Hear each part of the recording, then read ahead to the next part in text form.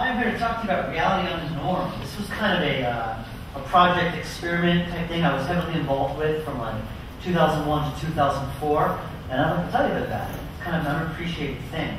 It was something that was a very strong part of my life at the time, and it kind of inspired me to go to game development way back when. The best way to describe reality on the norm is that it's a shared universe, very low res one. It started off with one person creating a very small game that was set in this fictional town of reality on the norm.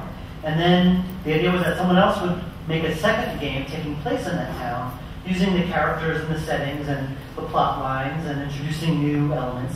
And it sort of expand as it would go on. And the obvious draw to a project like this was that it was kind of like a group soap opera. You could create a game and your ideas and characters would be taken on by others. And then it would go into all sorts of crazy directions. Half the joy of reality on the norm was seeing what other people would do with the ideas and characters that you created.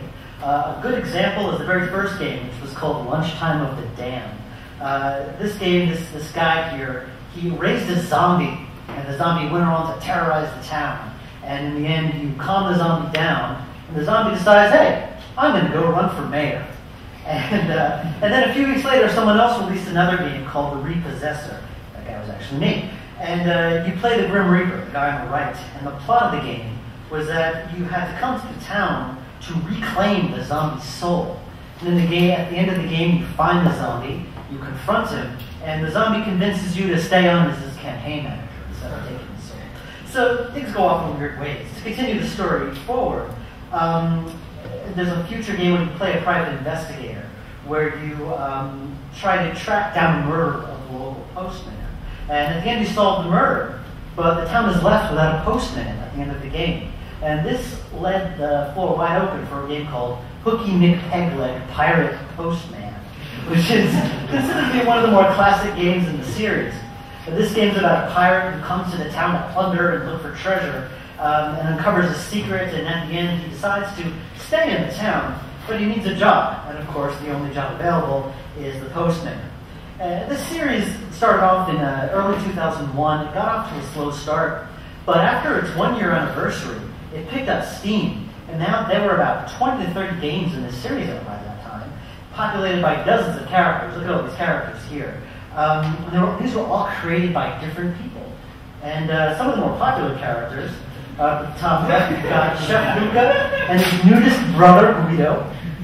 There's Davy Jones, a wannabe evil wizard, and there's his girlfriend, Alondra, who's kind of a technical mad scientist woman. These are characters that are pretty much bound to appear in every reality on the norm game. They're the most popular.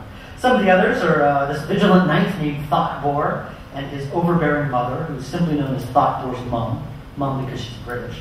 There's also Melton Drake, who are the resident stoners. They're kind of like the Jay and Silent Bob of the town, so they're pretty popular there. Some of these characters are just plain weird.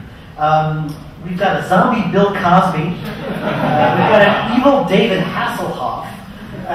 We've got a drunken telepathic fox named Mary, and a chicken with a gun that goes around shooting people.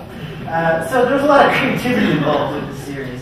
And you can see it can get pretty crazy, wacky, and insane sometimes. It's a lot of fun. When this series started, the underground adventure game community was pretty new, with the invention of engines like the Adventure Game Studio and Wintermute and so on. So it was nice that something like Reality on the Norm came into existence in order to help people cut their teeth on adventure game creation.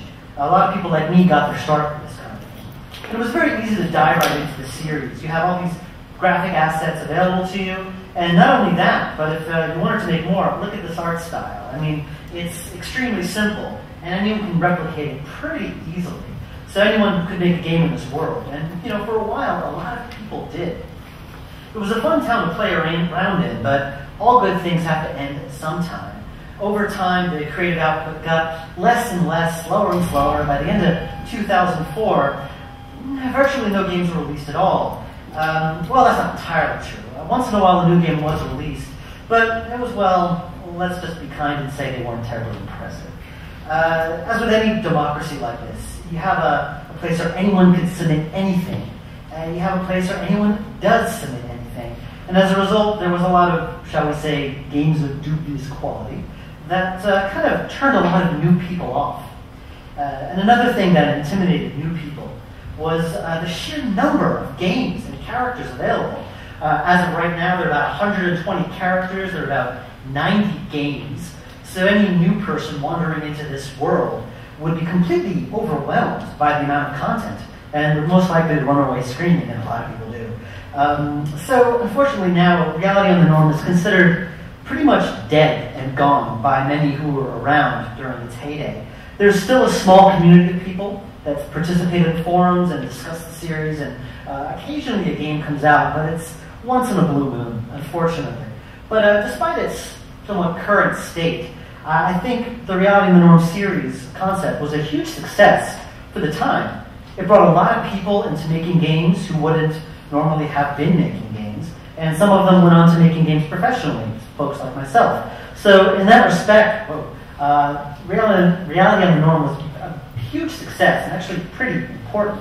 I think it's kind of an important but very overlooked part of the indie adventure game history. Like I said, it came at a time when people were looking to make an adventure game, but were unsure how to go about doing it. This type of thing was very new.